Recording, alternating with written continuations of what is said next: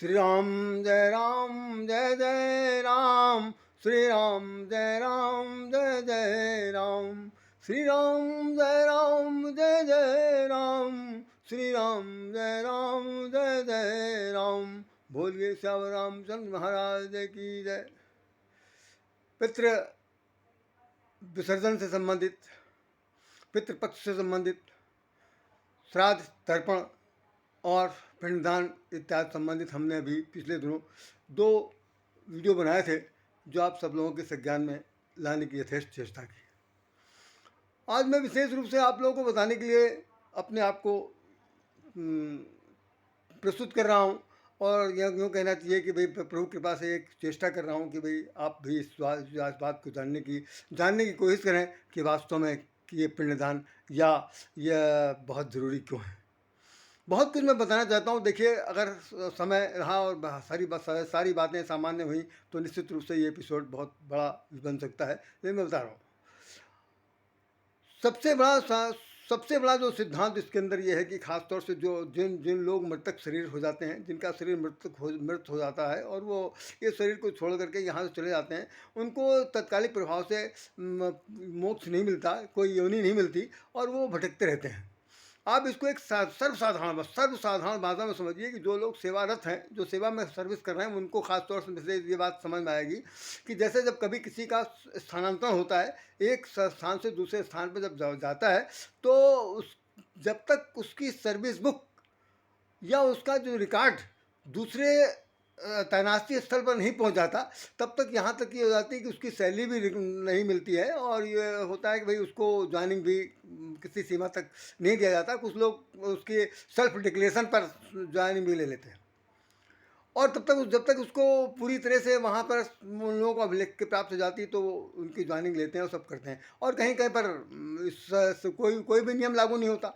तो यहाँ पर भी सिमिलरिटी यही है कि जब तक उसको यहाँ मृत लोक में जब तक यहाँ पर था, यहाँ से जितने भी कर्मकांड थे उसको उसके पितृ उसके जो स्वजन परिजन स्नेही है संबंधी यदि उसका पूरा कर्मकांड नहीं कर देते हैं तो वो मृतक आत्मा को शांति नहीं मिलती और वो वहाँ जा करके भटकता रहता है। निश्चित रूप से उसके मोक्ष की प्राप्ति नहीं होती। ये एक बहुत बड़ा सबसे बड़ा उदाहरण मैं दे रहा हूँ।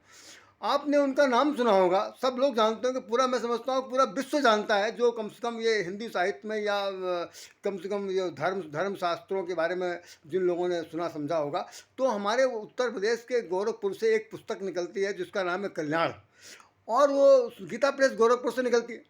उसके संस्थापक थे परम श्रद्धेय, जितना भी उनके लिए श्रद्धा का शब्द इस्तेमाल किया जाए बहुत छोटा बौना लगेगा, वो हमारे श्री हनुमान प्रसाद पोदार जी महाराज थे। वो उन्होंने ये पितर पक्ष के संबंध में श्राद्ध अंग एक निकाला था। सन 1971 की घटना वो स्वयं बता रहे हैं, जो उनके साथ घटना घटी थी। और मैं सौभाग्य से एक बार गोरखपुर गया और जाने के बाद गीता गोरखपुर में जाकर के हमने उनकी समाधि देखी। समाधि जो है वो शीशे से कवर थी, बिल्कुल ढकी हुई थी और उस पर ये लिखा था कि इनको साक्षात नारद और उनके उद्धव के दर्शन हुए और वो बाकायदा वहाँ पर लिखा हुआ मुझे देखने को मिला। मैं बहुत ये बता रहा हूँ आपको, करीब वही 90 के आसपास की घटना होगी जब मैं वहाँ पर गया था और हमने उनका जो वो लेख पढ़ा था सन 1971 में, जब मैं नौजीवन के संपादकीय विभाग में काम करता था। तो पत्रिका वहाँ पर आती थी कल्याण की, तो उस पत्रिका में पढ़ा था। उस पत्रिका में उन्होंने पूरा अंक ही केवल पिंडदान और वो श्राद्ध कर्म करने के लिए था कि करने पर आधारित था, उसको मैंने पढ़ा। अब मैं उनके शब्दों में बोल रहा हूँ, आप इसको हृदय से स्वीकार कर लीजिए। करने के लिए आप अपने आप को आश्वस्त भी कर लीजिए। सच्चाई क्या कह रहे हैं कि मैं एक बार अपना चिंतन करने के लिए कहते थे, कई बार हम अपने चिंतन करने के लिए बहुत दूर दूर तक निकल जाते थे, एकांतवास भी करते थे। तो वो बहुत बुजुर्ग रहे हैं, क्योंकि हमने उनको देखा नहीं और वो हनुमान प्रसाद पोदार के नाम से आज भी गीता प्रेस गोरखपुर जो है उनके जो पीढ़ी दर पीढ़ी है वो सब लोग चला रहे हैं। करोड़ों लोग उनके भक्त हैं। वो स्वयं बहुत बड़े सन्यासी थे और उनका नाम इस मामले में कि वो कल्याण अभी भी पत्रिका निकलती, पहले तो हमेशा उसका एक अंक आता था, अब बहुत ही कम लोगों के सामने आता होगा, लेकिन फिर भी सच्चाई है कि उन्होंने ये कहा कि मैं वो अपने एकांतवास के उपलक्ष्य में बॉम्बे गए। बॉम्बे गए और वहाँ जाने के बाद एक कोई कोई बहुत बड़ा एकांतवास था, जो वन की तरह पार्क थी। उस पार्क में वो एकांत में जाकर के बैठकर वो कुछ चिंतन कर रहे थे, कुछ लिख रहे थे, और सायंकाल का समय था। ये उन्हीं की लिखी हुई बात को बता रहा हूँ, जो उन्होंने अपनी कलम से, अपनी लेखनी से लिखा है। और वो मुझे बहुत ही ज़्यादा प्रभावित किया, जिसको मैं आपके सामने वो बताना चाहता हूँ, सिर्फ इसलिए कि इस साक्ष्य को देखें कि पिंडदान कितना आवश्यक है। इसे हमें और आप सब लोगों को समझ लेना चाहिए। तो बताते हैं कि भाई, तो लिखते लिखते अचानक देखा कि अंधेरा छा गया, और मुझे अब लेखनी बंद करने से पहले हमने देखा एक बहुत लंबी सी, जो काली सी छाया मेरे आंखों के सामने आकर खड़ी हो गई। और मेरी जब दृष्टि जो थी, वो लेखनी से हट करके जैसे ही मैंने अपनी आंखें ऊपर उठाई, तो देखा कि भाई उस काली छाया को देखकर मैं बहुत ही भयभीत हुआ और डर सा गया कि भाई ये क्या हुआ। अचानक इतना बड़ा एक भीमकाय जैसा एक शरीर सा दिखाई पड़ रहा है मुझे, और ये काली सी छाया क्या है। तो तुरंत उसने हाथ बढ़ा करके, उस काली छाया ने उसने उनसे कहा कि आप डरिए मत, बिल्कुल डरिए मत। आप बहुत बड़े सन्यासी हैं, बहुत बड़े संत पुरुष हैं, आपके पुनीत आत्मा है, इसलिए मैं आपके पास आया हूँ एक याचना करने के लिए। तो उन्होंने कहा कि मैं बहुत ही साहस के साथ, बहुत ही किसी तरह से अपने आप को संभालते हुए, और बड़े ही डरते डरते मैंने कहा, भाई मुझसे आपको क्या लाभ, मैं तो एक लेखक कवि हूँ, मेरे से तो कोई ज़्यादा आपको भला होगा नहीं, आप क्या चाहते हैं।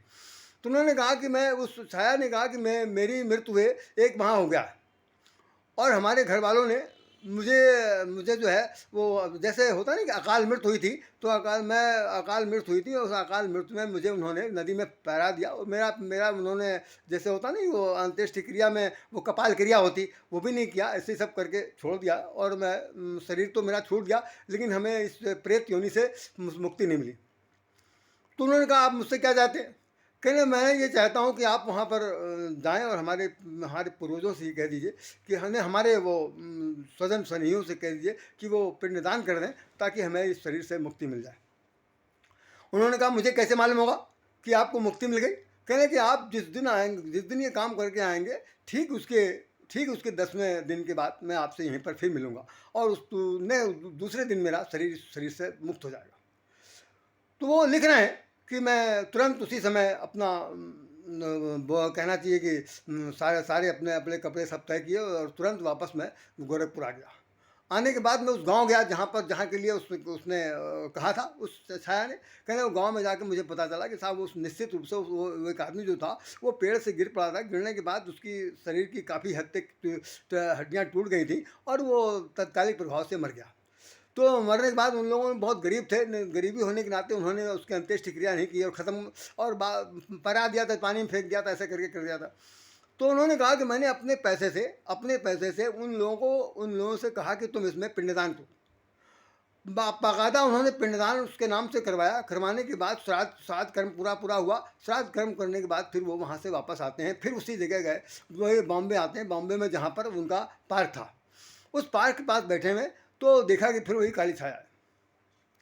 और आने के बाद उस काली छाया ने उनसे कहा कि मैं अपनी तरफ से तो आपके चरण स्पर्श करना चाहता हूँ, लेकिन छू नहीं सकता हूँ, क्योंकि मैं इस शरीर से आपको स्पर्श करने के लिए के स्थिति में नहीं हूँ। और मैं किन शब्दों से अपने आपको प्रार्थना करूं, कैसे मैं कृतज्ञता कैसे व्यक्त करूं, धन्यवाद कैसे ज्ञापित करूं, मेरे पास शब्द नहीं है। आपने हमें मोक्ष प्रदान करा दिया, मैं धन्य हो गया। और मैं यही चाहूँगा कि संसार में जितने भी लोग हैं, जो लोगों को अकाल मृत्यु होती है, या जिनके घर वाले जिनका पिंडदान नहीं करते हैं, या श्राद्ध कर्म नहीं करते हैं, निश्चित रूप से वो क्या करें, नहीं तो उनके स्वजन परिजन जो है प्रेत योनि में हमेशा भटकते रहेंगे। तो कहने, और कुछ कहना है। कहे नहीं, तो आप बस, मैं सिर्फ यही कहना चाहता हूँ कि आपका उपकार हमारे ऊपर इतना हो गया है कि मैं अपने शब्दों में बखान नहीं कर सकता हूँ। इसके बाद वो काली छाया तुरंत पल भर के लिए ख़त्म हो गई।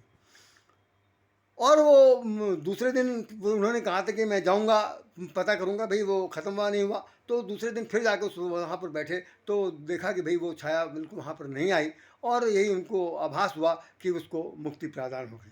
तो उन्होंने उस पूरे लेख पर ये खास तौर से जोर दे करके बलपूर्वक लिखा था कि जितने भी कम से कम हिंदू हैं, अपने आप को हिंदू कहलाने का दावा करते हैं या जो हिंदू धर्म को, सनातन धर्म को, आर्य धर्म को मानते हैं, उन लोगों के लिए मेरी सबसे करबद्ध प्रार्थना है कि उनके स्वजन परिजन यदि मृत हो जाती है, उनकी मृत्यु हो जाती है, तो वो उनका पिंडदान अवश्य क्या करें, अन्यथा उनके उनके पूर्वजों को मोक्ष नहीं मिलेगा और वो जीवन भर ऐसे भटकते रहेंगे, प्रेत योनि भटकते रहेंगे या अन्य किसी भी योनि भटक सकते हैं, लेकिन उन्हें शरीर नहीं प्राप्त हो सकता। तो मैं आप लोगों से ये बताना चाहता हूँ कि यही घटना बहुत बहुत दिनों तक लोग होती रही, अभी तक लोगों के हृदय में विश्वास नहीं उत्पन्न होता। एक ऐसी घटना और हमने सुना और पढ़ा कि वो अच्छा वो श्री श्री भागवत में कहीं प्रसंग आया था, उसको भी मुझे पढ़ने का सौभाग्य प्राप्त हुआ। तो उसमें लिखा था कि एक एक एक सेठ है, वो उसकी वो मृतशैया पर लेटा हुआ है, अब कभी भी उसकी मृत्यु हो सकती है, लेकिन साहब उसकी जान नहीं निकल रही है और बिल्कुल एकदम छटपटा रहा। घर के लोगों ने कहा भी क्या होना चाहिए, तो कहने लगे कि इनके प्राण तब निकलेंगे जब इनका सारा तिजोरी से पैसा सा ला करके इनके सीने पर रख दिया जाए, क्योंकि हो सकता है इनका जो प्राण है ना वो पैसों में फंसा हुआ है। निश्चित रूप से यही हुआ कि जैसे उनकी थैली ला करके उनके सीने पर रखी गई, तुरंत प्राण निकल गए। अब प्राण तो निकल गए भाई, और सबको पता चल गया कि इनकी लालच जो थी, मोह माया थी, वो केवल पैसों से थी, तिजोरी थी, खत्म हो गई। अब हुआ क्या कि कुछ दिन के बाद, कुछ दिन अच्छा उनका जो उनके दुकानदारी था, उनका दुकानदारी करते थे, तो उनका लड़का जो है उस गद्दी पर बैठने लगा, और ये हुआ कि सुबह सुबह जाकर के वो दुकान खोल देता था। उसके बाद वो गद्दी साफ करता था, अपने जो उसके जो और भी जो सामान थे साफ करने के बाद गल्ला अल्लाह साफ करके बैठ, गल्ला माने वो जो जिसमें पैसा इकट्ठा होता रखता था। तो देखता था कि कई बार ऐसा हुआ कि जब वो जरा देर के लिए हटता था अपने दुकान से, तो वहाँ पर एक बकरा आ जाता था, और बकरा आकर के और उसकी दुकान घुस जाए। घुसने के बाद वो क्या करता था, उस वो गल्ले को सूंघता था, वो जो पैसा रखने वाला डिब्बा है उसको सूंघता था, उसके बाद वो चला जाता था। तो उस सेठ के लड़के ने सोचा कि ये बार बार जब भी आता है तो हमेशा ये हमारे गले को सूंघ के चला जाता, जूठा कर देता है, इसलिए हमारी बिक्री नहीं होती, इसको हम आज मारेंगे। तो उसने तय कर लिया, तो उस दिन तो उसको मौका नहीं मिला। दूसरे दिन जैसे ही उसने एक लाठी ला के रखा था कि अब जैसे ही अंदर ही घुसेगा तुरंत मारूंगा, और बकरा आया